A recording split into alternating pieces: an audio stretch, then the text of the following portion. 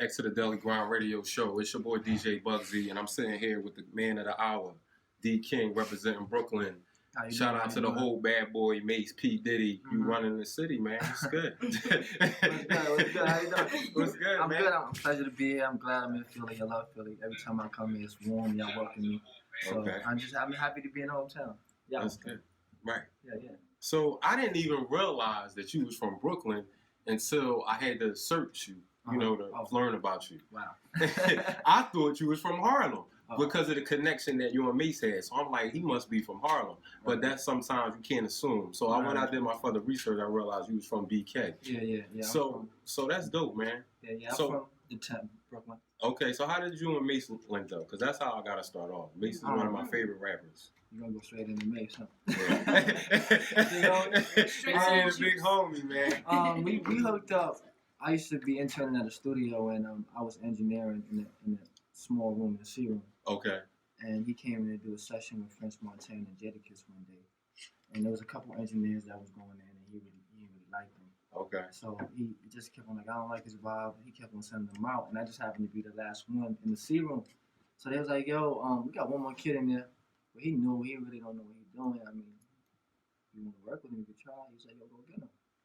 Came in there, we sat down, recorded the whole session, mixed it, mastered it. And he was like, yo, you want to work for me? Wow. And they was pissing on me in the studio at that time. So they wasn't giving me no love. So he came and he saw that. He was like, nah, I like your work, how you work. Okay. You want to work for me. You can come work for me. Wow. So how did that feel, knowing that they was pissing on you, throwing you under the bus, hating on you basically, and then all of a sudden you get a chance to be in the studio with Mase, one of the best to come out of Harlem besides Big L, mind you. But Mase, it was the one that flourished and took it to the next level out of Harlem, even past Jim Jones and Cameron. How did that make you feel knowing that he picked you out of everybody else? I was really ecstatic about it, that he chose me to work with him. Right. But honestly, I felt like I picked myself because the way that I worked, I was putting myself in that light. So I was like making sure that everything he needed was what he wanted and what he needed at that time. I really didn't try to be anything else except what he needed me to be. Okay. So I put myself to be that. Right. So when I got in the studio with him, it was like, yo, I wasn't trying to like change what he was doing. Like, yo, you want that? You wanted to make it sound like that? I'm tweaking it till you make it sound like that. But like, what else you need? You happy with that? I was really getting him in his comfort zone so he can be an artist. Okay. You know what I mean? Because when certain engineers, they try to change the sound. I wasn't trying to change the sound. I was just trying to find what he was looking to hear. Right. So once we got that down, he was like, yo, I like what you're doing. Just do that. Okay. And that was how we moved forward. And then other things started coming into play. Okay. And then he was like, okay, I see what you're doing. Right.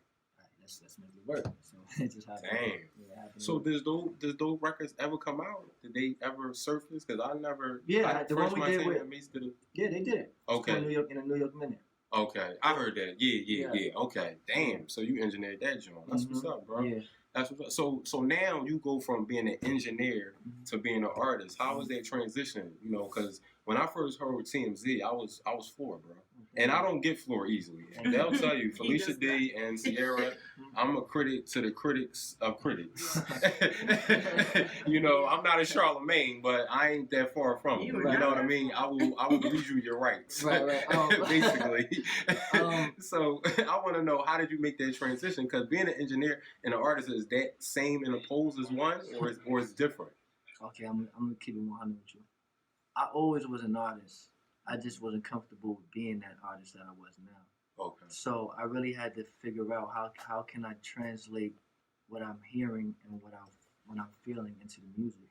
Okay. So before I really was a full-fledged artist, I was writing, I was dribbling, I was recording, but I wasn't really like, yo, I'm an artist. Right. So it took me to get that confidence to be like, nah, excuse me. Yeah. No, you good. Say how you feel, bro. Say how you feel, bro. We want to know what you're really thinking, bro. Say it. I was like, fuck it, I could be an artist. And I wanted to get the sound right, so I went to audio engineering school. Okay. So I was like, all right, cool. If I wanna go to a studio, but I don't got the money to really be in the studio all day like I want to be. Right. So I got to figure out a way how to make it sound like that and be able to save some money and be able to do it when I want to. Right. So I was like, I told my pops, I was like, yo, I want to go to engineering school. Right. And he was like, "Yep, all right, let's go." I went. Mm-hmm. I kind of failed out because I was like doing so much at the time. Okay. I was interning for Def Jam. Ooh. I was doing a whole bunch of stuff, and then I was trying to get the music right. I was still in high school, so I was like doing so much, and I kind of flopped out. My pops was like, "Yo, you gotta finish this." Like, so I already knew how to do it. So when you know how to do something, you start falling back. You're like, I don't get it. I was like, nah, I gotta get the degree. So I got all that, and then I was like, all right, cool. Now I'm gonna start working on my music. Okay. And I started doing that, and then I still was like, I had to get money.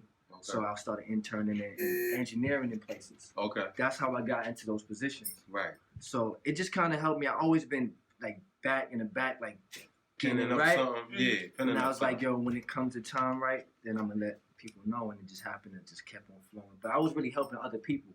Okay. Like, that's my position. Like, I'm an artist as well, but I like to help other people get their creations out and get their productions out and get what they thinking out. That's it's money in it. Yeah. There's more money behind the scenes. So which one do you really prefer? I prefer both. I like that. Because there's money in both. For real. He said, I want both. No, I want the A and the B. For real. And like, maybe the C. Who knows? Yeah, I might wake up you want all the above, bro. You circled all above when you took your test in high school. You was like, all the above. Let me get that. Why can't I do it, though? Why not? Pharrell's doing that.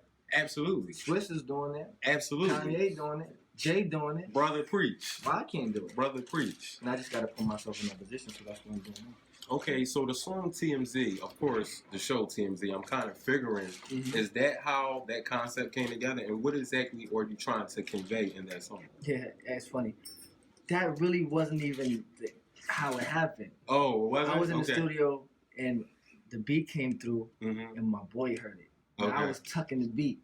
Oh, okay. You was keeping it in the tuck. Yeah, I was. You ain't want nobody to hear because you was trying to keep it to yourself. I was.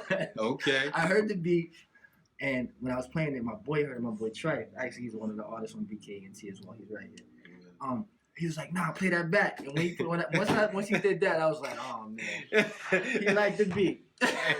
So we just started running through things, right? And I just started saying, "You, my Kim K," and then he was like, "We rolling." And then I was like, dang, let's go. He just went in the booth, and then I was like, dang, who's more popular? Kim K, Beyonce. I'm like, Kim K is popular. Right. And TMZ is like the whole motto was like, damn, TMZ taking photos. And Kim that K. was the whole idea. Oh, and then I like TMZ it, man. saw it, and they kind of gave me a little shout out, but they didn't really put the stamp on it like I wanted them to, but it's all good. They gave you a shout out? Yeah, I was on TMZ like a couple times. Wow. Yeah. Shout out to that. That's dope, bro. That's dope, bro. So I want to get into this Instagram post that you posted. I don't know how many weeks ago, but you said you flashed a bunch of boarding passes. And you said people need to learn how to flash boarding passes instead of money. Now you've been all over the world. So has your music took you to all these places? And why do you think it's important for people to travel versus flashing money? Because at the experience, like you come through money. Right. We blow money, we make money.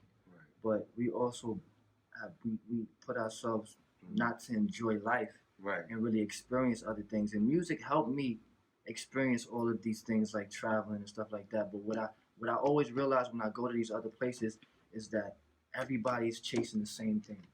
You know what I mean? And we gotta make money to be able to travel. Right. But sometimes we really put things in a different perspective as far as like, oh, I gotta get money. Money it's cool to get money, but if you don't have anything to experience with that money, or you're not doing nothing with it, it don't make no sense. So when I went traveling and I was doing music, and I started talking to other artists and working with other artists, I realized that life is short, and whatever you have and you learn, you need to pass that on to the next person so they can be able to, like, oh, I understand what you're talking about. So whenever I travel, I try to show my boys a different way out than just being in the hood. Okay. Just being negative and just they have us in a box, Bugsy. Like, they put us in a box. We just was talking about that. And they'd expect us not to want more. Like, we want more. Right. And it's just not we don't want more money. We want more experiences. We want to have more things to talk about. Right. So that's the boarding passes to me was accomplishment because half of my dudes from my block never been to Atlantic City. Okay. They just been never been to Atlanta. Right. So they just be in New York thinking that there's so many other places to go and do. And you got a passport. And there's a lot of people 3 on your block. passports. There's a lot of people on your block don't even got a passport, let Yeah, alone no. a boarding pass going to Atlantic City Yeah. or Atlanta. Yeah, so that was just me showing them like, I don't flash money. I think that's corny. I do too. I mean, I think that's that coonism. Yeah. That's what I think. Yeah. That's what I But think. now I'm not the dudes that do it because they ain't never had it. But Right. I mean, I'm not the type to do that. That's what's up, bro. That's what's up. So one last question. You know, Martin Luther King was the topic today, and we want to know from you, do you have a modernized Martin Luther King that you would call today as our Martin Luther King of today, as opposed to back then? Wow, that's a very good question. I really don't think we have one. It's sad to say. I mean, I really don't think we have one. As far as politicians, we all know it's politics, but somebody, you know. And another thing is, I wasn't really back then in that day, but I'm only going off the stories of what this man did. He was a great man. If everybody's saying he's a great man, he has to be a great man. Yes. You feel me? And I don't think it was how can I say this without sounding crazy? I don't think it was so much invested interest at the time what he was doing and what he was doing it for. Okay. So now when people do politics, it's to get something out of it. Right. I mean, they're just not trying to build a community center just cause. They're trying to lobby for something else. Exactly. Trying to get money to do something else. Right. So I feel like we really don't have anyone like that. Yeah, there's too many hidden agendas. Like, people are not doing it with his purpose and what he served it is about. People are doing it for underlying reasons. And there's a lot of embezzlement going on with these nonprofits and people collecting money for the wrong reasons and they taking trips on money. You see it all the time, you know, all these scandals. So, yeah, absolutely. And another thing, like, honestly, nobody's willing to put their life on the line to really die for this. People I mean, you know, and it's scary nowadays, but it's really nobody like that. Like, really, like, they speaking, like, no. I mean, Al Sharpton was doing it. Yeah, I brought him up, but he's not consistent. Yeah, Al Sharpton. Some people consider him more of a media whore. Yeah. You know, that's what a lot of people consider. Sharpton is quick to run to whatever's going on and just to attach itself to it, just to it's help cross promote whatever he's doing. And you know, at first I really respected what he was doing, but I really can't really like put my hand on like is that person. So. Okay. Well, there you have it, man. My man D.King. Yeah. You know what I mean? I appreciate you coming to the Deli Ground, bro. Thank you. We're going to get into this DJ Bugsy mix, and we'll be back after that, all right? Peace. Hold up, it's your boy